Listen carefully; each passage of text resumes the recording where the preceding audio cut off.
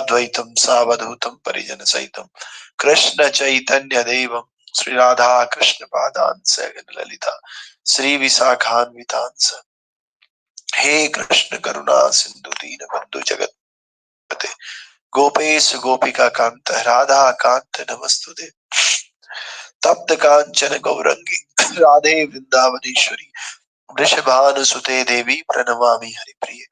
वाञ्छाकल्पतरुभ्यश्च कृपा सिन्धुभ्यैव च पतितानां पावनेभ्यो वैष्णवेभ्यो नमो नमः।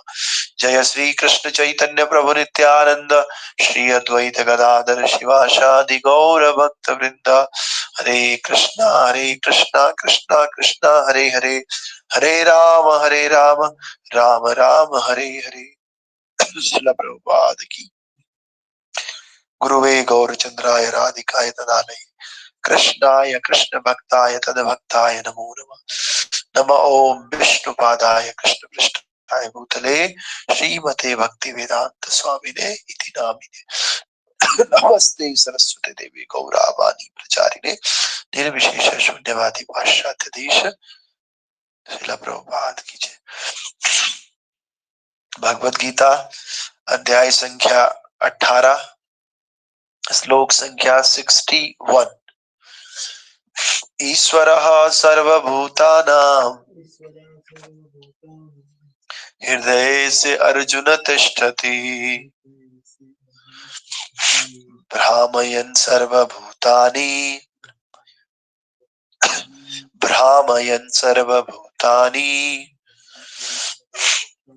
यन्त्रारूढानि मायया। ईश्वरः सर्वभूतानां हृदये से अर्जुन तिष्ठति भ्रामयन् सर्वभूतानि यन्त्रारूढानि मायया। ईश्वरः सर्वभूतानां हृदये से अर्जुन तिष्ठति भ्रामयन् सर्वभूतानि यन्त्रारूढानि मायया। ईश्वरः सर्वभूतानां हृदये से अर्जुन तिष्ठति भ्रामयन् सर्वभूतानि यन्त्रारूढानि मायया।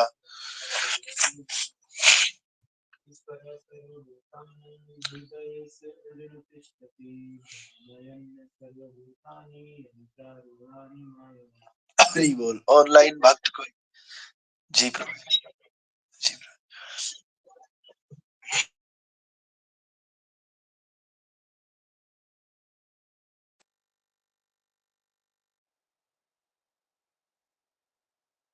और कोई भक्त? और कोई? हरे कृष्ण प्रभु जी। ईश्वरः सर्वभूतानां हृदये अर्जुन तिष्ठति भ्रामयन् सर्वभूतानि यन्त्रारूढानि मायया। हरि बोल। और कोई? हरे कृष्ण प्रभु जी। जी ईश्वरः गुरु जी। सर्वभूतानां हृदयेषु तिष्ठति भ्राम्यन् सर्वभूतानि यन्त्रारूढानि मायया। हाँ, ईश्वरः सर्वभूतानां हृदयेषु अर्जुन तिष्ठति भ्रामयन् सर्वभूतानि यंत्रारूढ़ानि मायया। तो भगवान कह रहे ट्रांसलेशन में, the supreme lord is situated in everyone's heart o Arjuna and is directing the wanderings of all living entities who are seated as on a machine made of the material energy। भगवान कह रहे अर्जुन, परमेश्वर प्रत्येक जीव के हृदय में स्थित है और भौतिक शक्ति से निर्मित यंत्र में सवार की भांति बैठे समस्त जीवों की अपनी माया से घुमा रहे हैं। तो आपने देखा होगा कोई गाड़ी होती है कार, और वो कार भौतिक वस्तुओं से बनी हुई है। वो कार में कोई चेतना नहीं है। कार को आप बोलोगे यहां से ऋषिकेश जाना है, कार कभी नहीं जा पाएगी। उस कार को चलाने वाला कौन होता है? उसके अंदर बैठा हुआ ड्राइवर। ड्राइवर जहां मर्जी होती है वहां कार को लेके जाता है। उसी प्रकार से हमारा जो शरीर है, हमारा शरीर भौतिक वस्तुओं से बना हुआ है। 5 और 5 10 तत्वों से बना हुआ है। 5 इंद्रियों से, ज्ञानेंद्रियों से और 5 कर्म इंद्रियों से बना हुआ है। और 5 तत्वों से बना हुआ, अग्नि, हवा, वायु, अग्नि, वायु, धरती, जल और आकाश, 5 तत्वों से मिलकर बना हुआ है। ये सारे भौतिक तत्व हैं। और ये भौतिक तत्वों से बना हुआ शरीर है, और इसमें भगवान हमारे हृदय में बैठे हुए और बैठ करके ड्राइव कर रहे हैं हमारे शरीर को। भगवान जैसा जैसा चाहते हैं हम वैसा वैसा चलते हैं। और आपने देखा होगा हमारा हार्ट पंप करता है। पंप करने का कारण ही, कोई भी साइंटिस्ट ये नहीं बता सकता है कि हार्ट अपने आप कैसे पंप कर रहा है। और एक समय ऐसा आता है ये हार्ट पंप करना बंद कर देता है। क्यों बंद हो रहा है कोई नहीं जानता है। और कैसे ही अपने आप हार्ट पंप कर रहा है, तो कोई ना कोई इनकंसीवेबल एनर्जी है हमारे शरीर के अंदर। तो वो एनर्जी कुछ नहीं, वो भगवान है हमारे हृदय में बैठे, वही पंप करवा रहे हैं। जिस दिन ये भगवान पंप करवाना बंद कर देंगे, उस दिन हम किसी काम के नहीं रहेंगे। सब लोग बोलेंगे कि ले जाओ इनको जल्दी जल्दी, लेट मत करो नहीं तो शरीर सड़ जाएगा, बदबू आ जाएगी इसमें। और रुई डाली जाती है आंखों में, कान में, नाक में, क्योंकि हवा घुसने लगती है अंदर और शरीर फूल जाता है। क्यों? क्योंकि भगवान नहीं है, परम भगवान उसके अंदर नहीं। तो परम भगवान जब इस हृदय को छोड़ देते हैं तो फिर ये शरीर किसी काम का नहीं रहता है। तो इसीलिए भगवान कह रहे हैं कि ईश्वरः सर्वभूतानां हृदये से अर्जुन तिष्ठति। अर्जुन, मैं सभी जीवों के हृदय में बैठता हूँ परमात्मा के रूप में। और ऐसा नहीं जीवों में केवल मनुष्य के अंदर, एक कुत्ता भी तभी तक इधर उधर करता है, भागता है, खाता पीता है, भौंकता है, जब तक उसका हार्ट पंप कर रहा है। एक मच्छर भी तभी तक आपके कानों के ऊपर नीचे रेंगता रहता है जब तक उसका हार्ट पंप कर रहा है। तो भगवान एक हाथी से लेके, शेर से लेके, मनुष्य से लेके, और छोटी चींटी, छोटा मच्छर, छोटा वायरस या छोटा बैक्टीरिया, इन सब के हृदय में भगवान बैठे हुए परमात्मा के रूप में। और वही इन सब के हार्ट को पंप कर रहे हैं और इनका जीवन चल रहा है। तो इसीलिए कह रहे हैं कि भगवान अपनी माया से इन जीवों को भरमा रहे हैं, घुमा रहे हैं एक तरह से। तात्पर्य भाई अर्चनीय, वंदनीय, प्रातः स्मरणीय जगत गुरु शिला प्रभुपाद जी द्वारा। शिला प्रभुपाद की जय। अर्जुन, ये Kapil Prabhu, Hare Krishna, can you read this?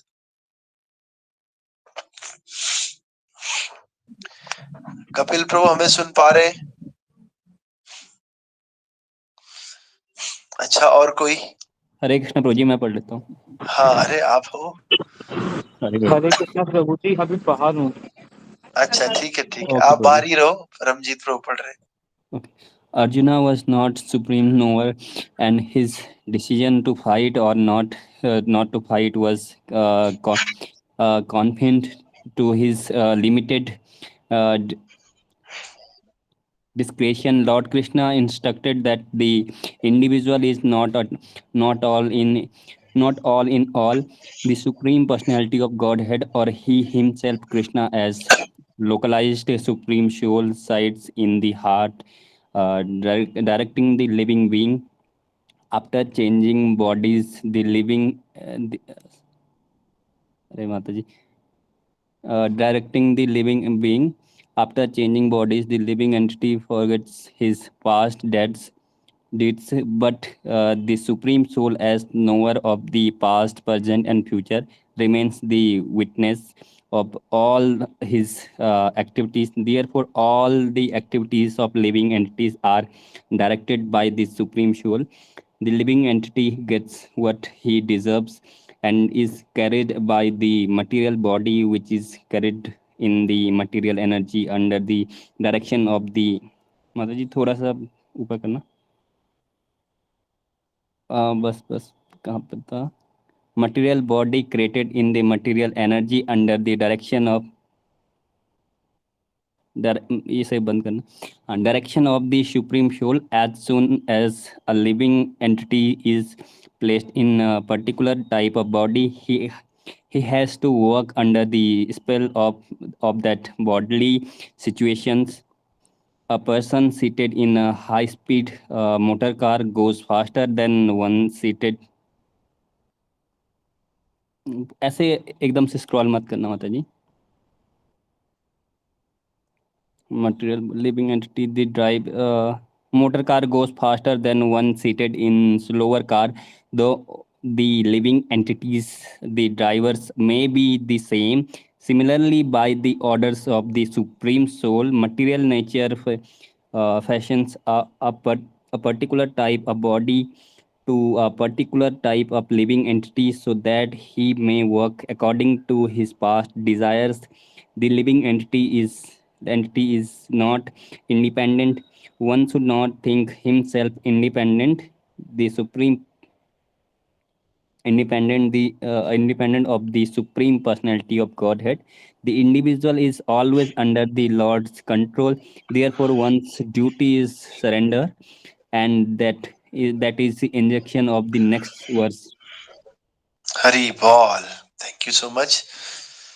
तो भगवान जो इस श्लोक कह रहे हैं इसके तात्पर्य में प्रभुपाद जी हमें लिख रहे हैं, Arjuna was not the supreme knower and his decision to fight or not to fight was confined to his limited discretion.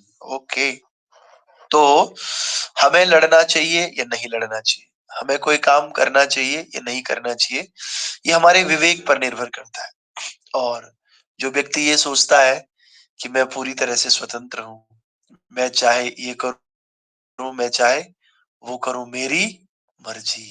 कितनी जबरदस्त बात है। हम सोचते हैं कि मैं कुछ भी करूं, दूसरा कौन होता है मेरे को बोलने वाला, मेरी मर्जी, मैं जो करना चाहूं। लेकिन हमारी मर्जी नहीं चलती है। कैसे नहीं चलती है? आप कितने ही अच्छे ड्राइवर क्यों ना हो, लेकिन अगर आपको ऐसी गाड़ी पकड़ाई जाए जिसकी स्पीड 20 किलोमीटर पर आवर से ऊपर है ही नहीं, तो आप कितनी तेज भगाने वाले हों, आप उसको 50 तो छोड़िए, 21 भी नहीं चला पाओगे। सेम ड्राइवर, और सेम ड्राइवर को अगर कोई दूसरी अच्छी गाड़ी दी जाए जिसकी स्पीड 80 किलोमीटर पर आवर है, तो उसी गाड़ी को, दूसरी गाड़ी को यही ड्राइवर बहुत अच्छी स्पीड से चला लेगा। लेकिन गाड़ी प्राप्त करना हमारे बस में नहीं। हम जब किसी विशेष प्रकार के शरीर में आते हैं ना, तो वैसा ही एक्ट करना हमको पड़ता है। हम ये नहीं कह सकते हैं कि नहीं, मैं सुअर के शरीर में हूं, मैं मल नहीं खाऊंगा, मैं तो रबड़ी खाऊंगा, मैं रसगुल्ला खाऊंगा, मैं क्यों खाऊं लैटिन। ऐसे नहीं बोल सकते। या हम मनुष्य शरीर में कहीं पर हम काम करते हैं, तो हम ये नहीं बोल सकते हैं कि मैं बॉस की क्यों सुनूं, बॉस के अंडर में क्यों रहूं, मैं तो अपनी मर्जी चलाऊंगा। मैं तो भगवत गीता पढ़ता हूँ, मैं तो भक्त हूँ, मैं कैसे इनकी बात मान लूंगा। नहीं, उस समय हमें बॉस की बात माननी पड़ेगी, क्योंकि हम विशेष शरीर के कारण, विशेष स्थिति के कारण हम उस कंडीशन में, हम कंडीशनड है, और कंडीशन में हमें वो करना पड़ेगा जो उस समय बॉस बोलता है। उसी तरह से जो सुप्रीम बॉस है भगवान श्री कृष्ण है। जीव सोचता है, जैसे अर्जुन सोच रहा था कि मेरी मर्जी चलेगी, मैं चाहूंगा तो युद्ध करूंगा, नहीं चाहूंगा तो युद्ध नहीं करूंगा। लेकिन जब भगवान ने देखा, उनको समझाया, समझा के पता चला, ओ मैं तो केवल निमित्त हूँ। भगवान कह रहे हैं, ये कह रहे हैं, निमित्त मात्रम भव सव्यसाची। केवल आप तो निमित्त हो भाई, आप तो करने वाले हो ही नहीं। मैं कर रहा हूँ और आपको निमित्त बना रहा हूँ, और आप निमित्त नहीं बन रहे हो। तो इसी प्रकार से हम क्या करते हैं, एक्चुअली हम सोचते हैं हम सर्वे सर्वा है, और साथ ही साथ हम क्या करते हैं, बहुत तरह के पाप करते हैं पिछले जन्मों में या इस जन्म में भी। और जैसे ही हमारा दूसरा जन्म होता है, दूसरा शरीर मिलता है, हम पिछले पाप कर्म को भूल जाते हैं। लेकिन भगवान नहीं भूलते। भगवान हमारे पाप कर्मों का, पुण्यों का, हर चीज का लेखा जोखा रखते हैं। हर समय भगवान साक्षी के रूप में विद्यमान रहते हैं हमारे शरीर में, चाहे यहाँ हो, चाहे पिछले जन्म में हो, चाहे फिर जब हम इस जन्म के बाद कहीं और जाएंगे वहां पर हो। मुक्त अवस्था में भी और बद्ध अवस्था में भी, दोनों अवस्थाओं में भगवान हमारे साथ रहते हैं। तो इसीलिए भगवान हमारे भूत, वर्तमान और भविष्य तीनों को जानते हैं और तीनों के ही साक्षी रहते हैं। अतएव जीवों के सभी कार्यों का संचालन इन्हीं परमात्मा के द्वारा होता है। जीव जितना योग्य होता है उतना ही पाता है, और उस भौतिक शरीर द्वारा वहन किया जाता है जो परमात्मा के निर्देशन में भौतिक शक्ति द्वारा उत्पन्न किया जाता है।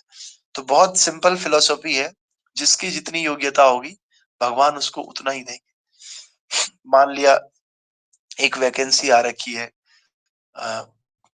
प्लांट हेड की या रीजनल मैनेजर की वैकेंसी आ रही है, और एक ऐसा व्यक्ति जो कि बिल्कुल भी जिम्मेदार नहीं है, रिस्पॉन्सिबल नहीं है, वो बोले कि नहीं मुझे दे दो ये पोस्ट, तो नहीं दे पाएंगे। वो लोग क्या करेंगे, सर्च करेंगे कि भाई कौन डिजर्विंग कैंडिडेट है।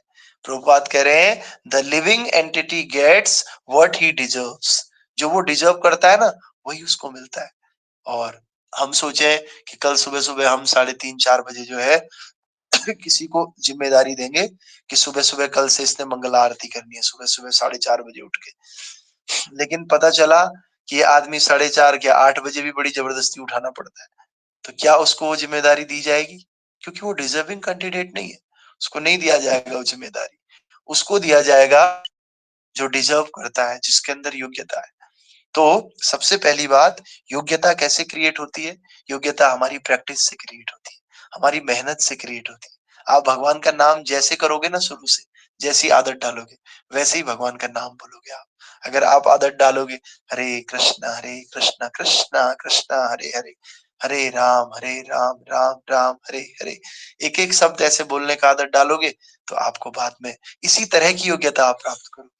और अगर आप ऐसी आदत डालोगे हरे कृष्ण कृष्ण कृष्ण हरे हरे राम राम राम राम हरे हरे, ऐसे हिलने की आदत डालोगे, तो वही आदत पड़ेगी। आप बिना हिले माला कर ही नहीं पाओगे।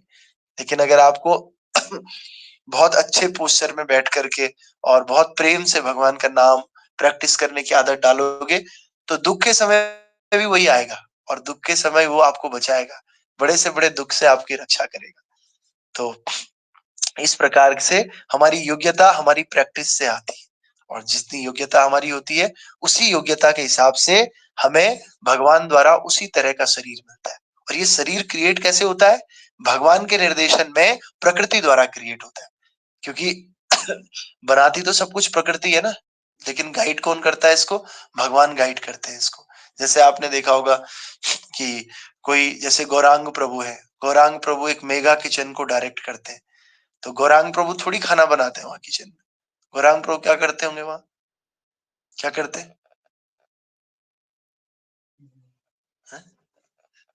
मैनेजमेंट करते हैं गौरांग प्रभु। गौरांग प्रभु क्या करते हैं? मैनेज करते हैं। और ये भी कह सकते हो आप, गौरांग प्रभु डायरेक्शन देते हैं, गौरांग प्रभु के निर्देशन में काम हो रहा है। लेकिन गौरांग प्रभु थोड़ी काम कर रहे हैं, वहां पे हजारों भक्त हैं जो उनके निर्देशन में कार्य कर रहे हैं। इसी प्रकार से जो ये हमारा शरीर 5 तत्वों से मिलकर बना हुआ है, ये प्रकृति बनाती है। और प्रकृति किसके निर्देशन में बनाती है? भगवान के। इसीलिए भगवान कह रहे हैं मयाध्यक्षेण प्रकृति सूयते सुचुराचरम। भगवान की अध्यक्षता में प्रकृति इसको बनाती है, और बना करके किसको सौंपती है? जीव को सौंपती है। किस जीव को सौंपती है? जिसकी जैसी योग्यता है। किसी की 2,000 रुपए की योग्यता है, उसको 2,000 तनख्वाह मिलेगी। किसी को 10,000 की योग्यता है, उसको 10,000 मिलेगी। किसी को 50,000 की योग्यता है, उसको 50,000 तनख्वाह मिलेगी। और वो 50, 10, 1 लाख, ये सैलरी किस बात पे डिपेंड करेगा? आपने अपने स्कूल के समय, अपने कॉलेज के समय, जब आप जवान थे, तब आप सोते रहे या आपने मेहनत की? जिसने मेहनत की होगी, जिस हिसाब की होगी, उसको इस हिसाब का काम मिलेगा। 10,000 की मेहनत की होगी तो 10,000 का काम मिलेगा, और 50,000 की होगी तो 50,000 का काम मिलेगा। तो ये सब योग्यता के अनुसार होता है। ऊपर वाला बिल्कुल भी पक्षपात नहीं करते हैं भगवान। भगवान उतना ही देते हैं जितना आपने मेहनत किया होता है, और मेहनत किया हुआ कभी खराब नहीं जाता। तो इसी प्रकार से भगवान कह रहे हैं इवन शरीर भी मैं वही देता हूं जो आप डिजर्व करते हो। कोई जिंदगी भर सोता रहा 15-15 घंटे, 20-20 घंटे, तो भगवान क्या करेंगे? अगले जन्म में उसे सोने वाला शरीर देंगे, सुअर का शरीर देंगे। और कोई बहुत एक्टिव रहा, भगवान का देवताओं जैसा जिसका स्वभाव रहा, सुबह जल्दी उठना, जप करना भगवान का, और इस तरह से हायर चेतना जिसकी रही होगी, तो भगवान उसको क्या देंगे? देवताओं का शरीर देंगे, स्वर्ग में चले जाएगा। उससे भी ज्यादा किसी ने अगर भगवान की भक्ति की और पूरी तरह से समर्पित होकर भगवान की भक्ति करता रहा, गुरु की भक्ति करता रहा, शास्त्रों का अध्ययन करता रहा, वो व्यक्ति भगवान के धाम को जाएगा। तो अलग अलग तरह के कैंडिडेट्स हैं, और अलग अलग तरह की योग्यताएं हैं, और उनके हिसाब से अलग अलग तरह के डेस्टिनेशन है। तो सुप्रीम डेस्टिनेशन है भगवान का धाम है। वो भगवान के भक्तों को मिलता है। जो भक्त सिंसियरली भक्ति करते हैं, समर्पित भाव से भक्ति करते हैं, उनको भगवान का धाम मिलता है। उनसे नीचे वालों को स्वर्ग लोक मिलता है, जो इस भौतिक जगत में अच्छे अच्छे पुण्य कर्म करते हैं। उससे नीचे वालों को गंधर्व लोक, महर लोक, अन्य अन्य लोक मिलते हैं। और जो भौतिक संसार में केवल अच्छे काम नहीं करता है और बुरे भी नहीं करता है, बस अपने परिवार को पालता है, अपनी नौकरी पेशा करता है। कई लोग बोलते हैं कि मैं अपने बच्चों का पालन कर रहा हूँ, फैमिली को देख रहा हूँ, मेरे लिए यही बहुत है, मैं इससे आगे नहीं बढ़ना चाहता, तो वो व्यक्ति दोबारा इसी संसार में जन्म लेते हैं, क्योंकि वो किसी का बुरा नहीं कर रहे होते और न ही कोई अच्छा काम कर रहे होते, बस अपने परिवार का लालन पालन कर रहे होते हैं। तो इसीलिए दोबारा से संसार में आते हैं, दोबारा से उनको दूसरा परिवार मिलता है और फिर वो उसका लालन पालन करते हैं, फिर तिबारा आते हैं, 4 बार, कई बार उनका आना जाना लगा रहता है संसार में। और जो इससे भी नीचे वाले काम करते हैं, उनकी अधोगति होती है, वो नीचे नरक के लोगों को जाते हैं और घोर यातनाएं नरक में सहते हैं, और नरक में सहने के बाद कई करोड़ों कल्प तक, करोड़ों सालों तक उस नरक में सड़ते रहते और उस पाप कर्मों का फल वहां पर भोगते रहते। तो ये अलग अलग लेवल है, नरक से लेके धरती, धरती से लेके ऊपर के लोग, ऊपर के लोग से लेके स्वर्ग लोग, स्वर्ग लोग से लेके और ऊपर गोलोक वृंदावन धाम वहां पर। तो इस तरह के जैसी जैसी योग्यता वैसा वैसा शरीर। अगर हमारी योग्यता ब्रह्मा जी जैसे होगी तो फिर हमें ब्रह्मा जी का भी शरीर मिल सकता है। तो इसी प्रकार से व्यक्ति एक ही रहता है हमेशा, आत्मा कभी नहीं बदलती, आत्मा सेम वही रहती है, लेकिन अलग अलग शरीर मिलने के कारण वो वैसे वैसे एक्ट करता है। जैसे आपने देखा होगा, किसी ने अगर, कई बार माताएं स्कूल में पीटीएम वगैरह है या कुछ फंक्शन है तो साड़ी पहनती है, उनको आदत नहीं रहती, तो साड़ी में वो साड़ी की तरह एक्ट करेंगे। कभी कभी जब वो कुछ और पहनते हैं तो वो उस तरह से एक्ट करेंगे। उसी तरह हमारा भी है, हम भी जिस तरह के कपड़े पहनते हैं उस तरह का एक्ट हमको करना होता है। तो इसी प्रकार से शरीर भी वही है, कपड़े की तरह, जैसा शरीर मिलेगा हमको वैसा एक्ट करना पड़ेगा। अब भैंस की तरह शरीर मिला है और हम सोच रहे हैं कि नहीं हम जाके आज जो है गाजर का हलवा बनाएंगे शाम, कैसे होगा? भैंस की शरीर में तो घास ही खानी पड़ेगी, वो भी जो मालिक देगा वही खाना पड़ेगा। कुत्ते के शरीर में वही खाना पड़ेगा जो टुकड़ा लोग देंगे। और मनुष्य शरीर में, ये मनुष्य शरीर बहुत दुर्लभ है एक्चुअली, पशुओं की तरह ही है ये भी, लेकिन इसमें क्या है, एक अपॉर्चुनिटी है, इसका यूज करके हम भगवान को प्राप्त कर सकते हैं, जो अन्य जगह नहीं कर सकते।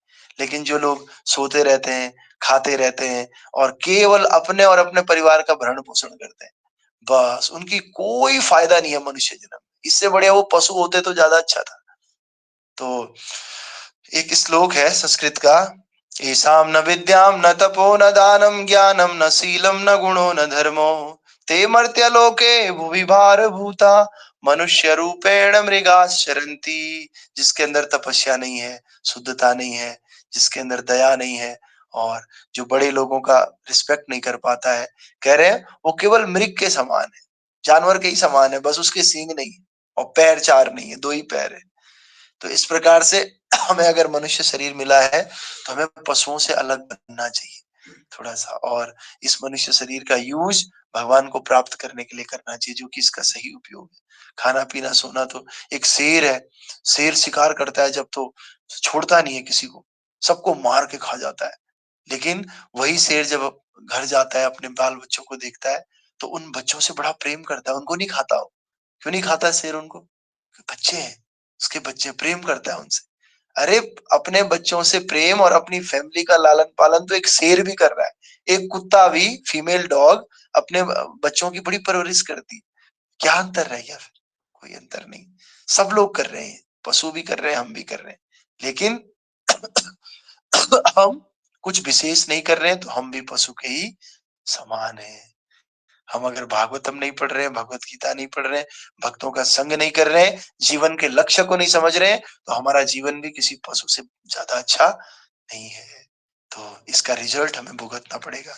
रिजल्ट क्या भुगतना पड़ेगा? हमें घोर नरकों में जाना पड़ेगा। जैसे हमने किसी को गाड़ी दी अपनी और उसने वो गाड़ी को शीशा फोड़ दिया, उस गाड़ी से उल्टे उल्टे काम करने लग गया, एक्सीडेंट करवा दिया उस गाड़ी से, तो क्या वो गाड़ी हम दोबारा देंगे उस आदमी को? कभी नहीं देंगे। उसी तरह से भगवान ने ये कीमती शरीर हमको दिया है, अगर हम इस शरीर को गंदा रखते हैं, इस शरीर को केवल खाने सोने में बिताते हैं, गंदे काम इस शरीर से करते हैं, तो भगवान इस शरीर को कभी दोबारा नहीं देंगे। बोलेंगे ठीक है, ये इस लायक है ही नहीं, इसको दूसरा ही, उसको कुत्ते का ही शरीर दे दो या गधे का ही शरीर दे दो। तो इसीलिए ये शरीर मिला है तो इसकी केयर करना हमारी जिम्मेदारी है। इसका जो है आहार विहार, नित्या आहार विहारस्य, युक्ताहार विहारस्य, इसको खाना अच्छा देना है, इसको साफ सफाई रखना है, इससे इसका जो ये माइंड हमें मिला है, इस माइंड का और बुद्धि का यूज करके भगवान के धाम जाना है। ये अच्छी बातें इससे सोचनी है, इस मुंह से अच्छी बातें करनी है और इस कान से अच्छी चीजें सुननी है। ऐसे नहीं मोबाइल में रील्स देख रहे हैं, उल्टी सीधी चीजें जो भी आ रही है वो देखते चले जा रहे हैं। कोई कोई फायदा है नहीं इन बातों का। कल मैं एक लेक्चर सुन रहा था, तो उसमें गौरांग प्रभु कह रहे हैं कि इंफॉर्मेशन लेनी चाहिए। हम ये नहीं कह रहे इंफॉर्मेशन मत लो, लेकिन वो इंफॉर्मेशन लो जो आपके काम की है। आपने दिमाग को कूड़ा घर मत बनाओ। कोई भी इंफॉर्मेशन उठा ली, रील कोई नाच रहा है हम उसको देख रहे हैं, क्या मतलब है? कोई मतलब नहीं। केवल वो इंफॉर्मेशन लेनी चाहिए अपनी दिमाग में जो हमारे काम की है। क्यों? क्योंकि हमारे दिमाग में लिमिटेड स्पेस है और उस लिमिटेड स्पेस में हमने रील्स भर दी। तो जूलॉजी के क्वेश्चन कहाँ से आएंगे? उसमें भगवत तत्व कहाँ से आएगा? ये गीता का श्लोक, ईश्वर सर्वभूतानां हृदये से अर्जुन तिष्ठति भ्रामयन् सर्वभूतानि यंत्रारूढ़ानि मायया। कहाँ से घुसेगा ये? घुस ही नहीं पाएगा, क्योंकि उसके अंदर तो हमने कई रील्स घुसा दी। उसके अंदर Garhwali reel, Kumaoni reel, Punjabi reel, English गाने सब घुसा दिए उसके अंदर। फेसबुक घुसा दिया है, फ्रेंड रिक्वेस्ट घुसा दी है किसी बच्चे की, कभी कुछ घुसा दिया, कभी कोई, वो इतना भर चुका है ना, ये श्लोक आता ही नहीं उसमें। तो इसी प्रकार से जब हम उनको क्लीन करेंगे ना माइंड को, तो ये श्लोका उसमें घुसेगा। उसमें जो है हमारे जो स्कूल की किताबें हैं, कॉलेज की किताबें हैं, वो उस दिमाग के अंदर घुसेंगी। और दो चीजें हैं, एक है ग्रंथ और दूसरा है ये फालतू का कबाड़ा। इसमें क्या डिफरेंस है? जो ये फालतू का कबाड़ा है ना, ये हमारी पढ़ाई को भी डिस्टर्ब करता है, ये औरों को आने नहीं देता अंदर। लेकिन जो ये ग्रंथ की पढ़ाई है ना, श्लोक, ये खुद तो अंदर जाते हैं, अंदर जाके दूसरों को भी अंदर बुलाते हैं। जैसे आपने देखा होगा, जो लोग भगवत गीता के श्लोक अच्छे से याद करते हैं ना, उनको पढ़ाई भी बहुत अच्छे से याद हो जाती है। क्यों? क्योंकि सतोगुणी लिटरेचर पढ़ रहे हैं। और सतोगुणी लिटरेचर का एक स्वभाव होता है कि सतोगुणी लिटरेचर दूसरी चीजों को भी अपने साथ खींचता है, जो काम की चीजें होती है। और जो काम की नहीं है ना, उनको मना करता है। हमारे अंदर ताकत आती है, जो काम की चीज नहीं उसको ना बोलने की ताकत आती है, और जो काम की चीज है उसको अंदर डालने की ताकत आती है। लेकिन जो ये फालतू की रील्स, ये फालतू की चीजें हम देते हैं, प्रजल्पा करते हैं, गप मारते हैं दूसरे के साथ बिना बात की, जिसका कोई लक्ष्य है नहीं, 20 मिनट, एक एक घंटा फोन पे गप मारते हैं। तो ये गप मारना ये क्या करता है? ये अच्छी चीजों को आने नहीं देता है अंदर, उनको रिपेल करता है, बाहर फेंकता है और खुद अंदर भर जाता है। और जो बेकार की बातें हैं ना, उनको अंदर लाने की कोशिश करता है माइंड। तो हमें क्या करना है? हमें ये कोशिश करनी है किसी भी तरह से हमें बेकार का डाटा अपने अंदर नहीं डालना है। अगर डाटा डालना ही है तो इस तरह का डाटा डालना है। कुछ समझ नहीं आया, भगवत गीता उठा लो, ईश्वरः सर्वभूतानां हृदये से अर्जुन तिष्ठति, बहुत बढ़िया लगेगा आपको। ये डाटा अंदर जाएगा, माइंड शार्प होगा। और माइंड शार्प होगा तो जो बच्चे स्कूल पढ़ते हैं स्कूल में अच्छा ध्यान लगेगा, कॉलेज करते हैं कॉलेज में अच्छा ध्यान लगेगा, नौकरी करते हैं नौकरी में अच्छा ध्यान लगेगा। आपकी क्वालिटी बढ़ा देगा ये, आपका स्टेमिना बढ़ा देगा ये, माइंड की कैपेसिटी बढ़ा देगा ये। लेकिन रील्स देखते रहेंगे तो वो रील देखने की कैपेसिटी बढ़ा देगा, घंटों घंटों कब निकल गए पता ही नहीं चलेगा, और उसका असर आपके जीवन पे पड़ेगा। आप बहुत ज्यादा एफिशिएंट नहीं बनोगे, जल्दी थक जाओगे, आप चीजों को भूल जाओगे इधर उधर, आप रिलायबल नहीं बन पाओगे, रिस्पॉन्सिबल नहीं बन पाओगे। पक्की बात है, ये लक्षण है कि हम किस तरह से कूड़ा दिमाग में डाल रहे हैं। जिसके दिमाग में जितना ज्यादा कूड़ा, वो उतना कम रिस्पॉन्सिबल होगा, और जिसके दिमाग में जितना अच्छा ये सतोगुणी शास्त्र, वो उतना ज्यादा रिस्पॉन्सिबल होगा। हम लोग रिस्पॉन्सिबल नहीं बन पाते धीरे धीरे। तो इसी प्रकार से हमें रिस्पॉन्सिबल बनना चाहिए। सबसे पहले तो दूसरों के लिए ये शरीर मिला है, दूसरों का भी भला करना चाहिए। दूसरों का नहीं कर सकते तो कम से कम अपने लिए तो हम कर सकते हैं। तो अपने लिए हमें इन चीजों को पढ़ना चाहिए, रोज पढ़ना चाहिए, और हमेशा कुसंग से दूर रहना चाहिए। भक्ति विनोद ठाकुर कहते हैं, कुसंग त्याग यही वैष्णव आचार। वैष्णव कौन है? जो कुसंग नहीं करता है, एक मिनट के लिए भी कुसंग नहीं करता। कुसंग क्या है? हमारा मन सबसे बड़ा कुसंग, मोबाइल सबसे बड़ा कुसंग, ऐसे दोस्त जो भक्त नहीं है वो सबसे बड़े कुसंग। पूरी दुनिया हमारे लिए कुसंग है जो हमारे काम नहीं आ रहा है। तो इस प्रकार से इस कुसंग को हमें त्याग करना होगा। और सबसे बड़ी बात क्या है? वो बातें करना, वो एक्टिविटी करना जिनसे हमारे जीवन में कोई फायदा नहीं, कोई रिजल्ट नहीं, वो एक्टिविटी करना सबसे बड़ा कुसंग है। इसीलिए क्या कह रहे हैं? अत्याहार प्रयासस्य प्रजल्प नियमाग्रह जनसंगस्य लोल्यस्य षड्वीर भक्तिर विनश्यति। भक्ति का विनाश होता है इन 6 चीजों से, जिनमें से प्रजल्पा है। प्रजल्पा मीन्स फालतू की बातें करना, जिनका कोई लेना देना नहीं। दोस्त कहाँ है, क्या हो रहा है, और ये ऐसे किया वैसे किया, फलाना क्या कर रहा है, तो ये सब प्रजल्प है। तो इस प्रजल्प से क्या होगा, हमारी भक्ति विनाश होगी। और भक्ति का नाश होने का मतलब हम समझते नहीं। हम सोचते हैं भक्ति तो नाश होगी, पढ़ाई तो मैं कर ही लूंगा। अरे भक्ति नहीं है ना अगर जीवन में, पढ़ाई नहीं हो सकती, यकीन मानिए। क्योंकि भक्ति ही असल में हमें एफिशिएंट बनाती है। ये अपने जीवन में मैं अनुभव कर पा रहा हूँ, और आप सब लोग भी अनुभव कर पा रहे होंगे जो भगवान का नाम जपते हैं सावधानी पूर्वक। वो सब लोग अनुभव कर पा रहे होंगे कि केवल भक्ति ही हम एफिशिएंट बना सकती है, दूसरा कुछ नहीं है संसार में। भले कृष्ण की भक्ति ना करो, किसी और की भक्ति कर लो, लेकिन भक्ति का बीज जिनके अंदर है ना, बस वो लोग बड़े रिस्पॉन्सिबल होते हैं। कोई माँ बाप की भक्ति करता है, कोई अपने काम की भक्ति करता है, कोई डिसिप्लिन की भक्ति करता है। कोई भी एक भक्ति अगर आपके अंदर है ना, सारी भक्ति अपने आप हो जाएगी। बस वो भक्ति थोड़ी सी टेम्पररी होती है, कृष्ण भक्ति थोड़ा सा परमानेंट होती है, ये अंतर होता है। तो जब भक्ति करनी है तो क्यों ना कृष्ण की भक्ति करें। तो इसीलिए जो फिलोसॉफी समझता है वो भक्ति करता है, और भक्ति करके क्या बनता है, रिस्पॉन्सिबल बनता है। वरना जो रिस्पॉन्सिबल नहीं होता है क्या करेगा, खुद के जीवन को तो बर्बाद करता ही है, साथ ही साथ दूसरों को भी परेशान करता है। जो रिस्पॉन्सिबल व्यक्ति होता है वो खुद भी खुश रहता है और दूसरों को भी सुख देता है वो व्यक्ति, क्योंकि रिस्पॉन्सिबल है। वरना इरिस्पॉन्सिबल व्यक्ति को समाज में कोई पसंद नहीं करता है। कोई नहीं चाहेगा कि मेरे यहाँ इरिस्पॉन्सिबल व्यक्ति जॉब करे, या मेरे साथ में रहने वाला इरिस्पॉन्सिबल हो, या मैं जिसके साथ दोस्ती करूं वो इरिस्पॉन्सिबल हो। अभी छोटी एज में तो फिर भी लोग इन बातों को नहीं समझते हैं, लेकिन थोड़ा सा बड़े जब हो जाते हैं तो फिर कोई व्यक्ति नहीं चाहता है कि रिस्पॉन्सिबल व्यक्ति के साथ हमारा कोई संबंध हो। इरिटेशन आती है लोगों को, समाज को, रिस्पॉन्सिबल व्यक्ति को देख के। तो इसीलिए कोशिश करें हम सब रिस्पॉन्सिबल बने। और रिस्पॉन्सिबल कैसे पता चलेगा, सबसे बेस्ट रिस्पॉन्सिबिलिटी है हम भक्ति करें, मनुष्य जीवन में आए। अगर हम भक्ति करते हैं ना तो आराम से हम रिस्पॉन्सिबल हो जाते हैं। भक्ति करने से हमारे अंदर वो समझ डेवलप हो जाती है कि हाँ, भक्ति करनी है तो साथ ही साथ जिम्मेदार हम अपने आप हो जाते हैं। भक्ति करने है तो हम जिम्मेदार हो जाते हैं कि नहीं, आज माला करनी करनी। भक्ति एक तरह की जिम्मेदारी है। लोग सोचते हैं भक्ति मतलब कोई बात नहीं, बस कीर्तन कर लिया, हरे कृष्णा हो गया, बस भक्ति हो गया। कुछ नहीं, भक्ति एक बहुत बड़ी जिम्मेदारी है। इतनी बड़ी जिम्मेदारी कि वो जिम्मेदारी हमें भगवान के धाम पहुंचा रही है। इससे बड़ी जिम्मेदारी और क्या हो।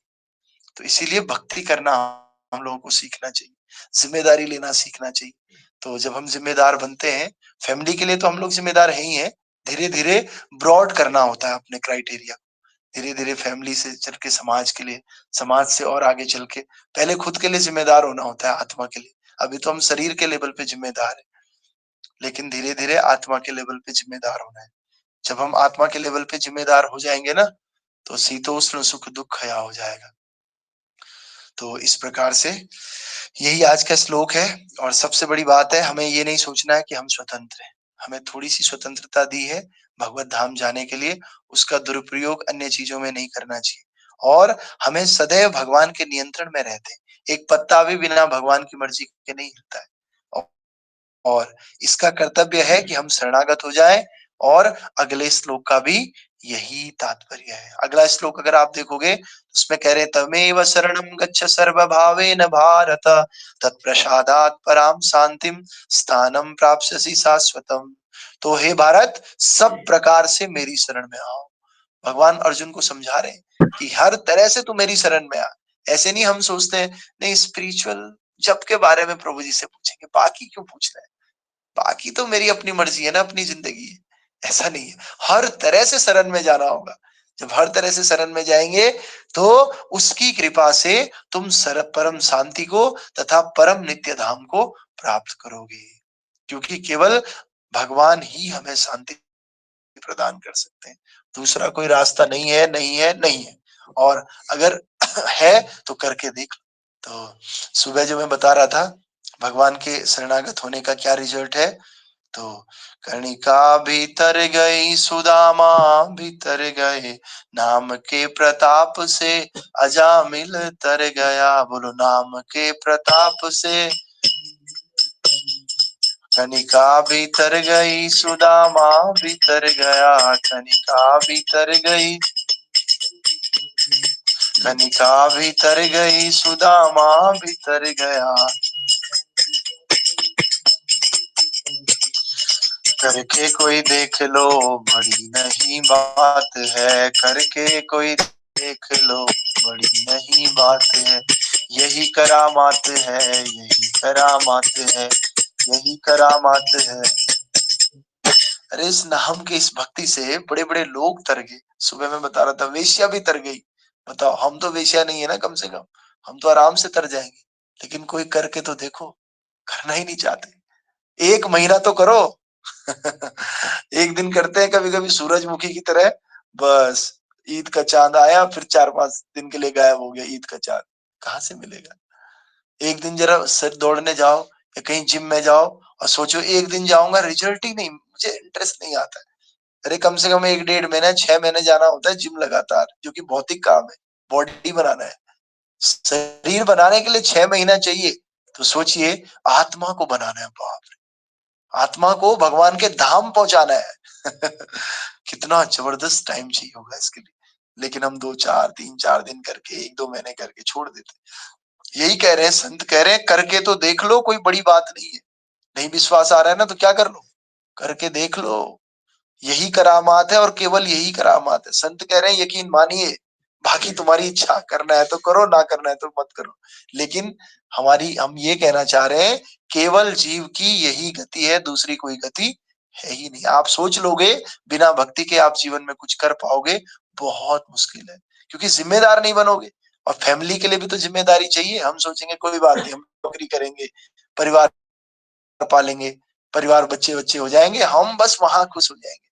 अरे उसके लिए भी जिम्मेदारी चाहिए। और भक्ति के, जब कोई भक्ति नहीं कर सकता ना, वो कुछ नहीं कर सकता, सीधी सी बात है। और जो भक्ति करता है ना, सब कुछ कर लेता है। इवन भक्ति करने वाला कभी कभी वो भी करता है जो उसकी जिम्मेदारी है भी नहीं, वो भी कर लेता है भक्त, अपने साथ साथ दूसरों की भी जिम्मेदारी उठाता है भक्त। तो ऐसा जिम्मेदारी हमें भक्ति बनाती है केवल। तो इसीलिए ये भक्ति करनी है और जिम्मेदार बनना है। दूसरों के लिए तो मैं नहीं कह सकता कि समाज के लिए जिम्मेदार बनो, लेकिन कम से कम हम अपने लिए तो जिम्मेदार बन सकते हैं। खुद तो इतना सोच सकते हैं कि यार कब तक सड़ते मरते रहेंगे इस संसार में, परम शांति चाहिए तो भगवान के धाम ही जाना होगा। सर्वलोक भोक्ताराम सर्व यज्ञ तपसाम सर्वलोक महेश्वरम। भगवान कह रहे हैं कि सभी लोगों का स्वामी तो मैं ही ईश्वर हूँ। तो ज्ञात्वा माम शांति पृच्छति, और जो ये जानता है वही मेरे को प्राप्त कर सकता है। ठीक है, तो बहुत लंबा चौड़ा लेक्चर हो गया आज। तो आप सभी का स्वागत और धन्यवाद। राधा माता जी हाथ उठा रही है, प्रभु भी हाथ उठा रहे हैं हमारे, शरद प्रभु भी कुछ कहना चाह रहे हैं। हरे कृष्ण प्रभु। प्रभु जी एक क्वेश्चन था, जैसे हाँ अभी आपने कहा कि हमें अभी कोई प्रजापन नहीं करनी और सब स्पेस, मेमोरी स्पेस बहुत कम है और अच्छा ही डालना है, लेकिन अभी तो हम चलो कर सकते हैं, लेकिन जो पहले का डेटा है उसका क्या करें, मतलब उसको कैसे erase करें? पहले का डेटा, हाँ पहला एक सॉफ्टवेयर आता है कंप्यूटर में इरेजर करके, उसको डाउनलोड कर लो, इरेज कर लो।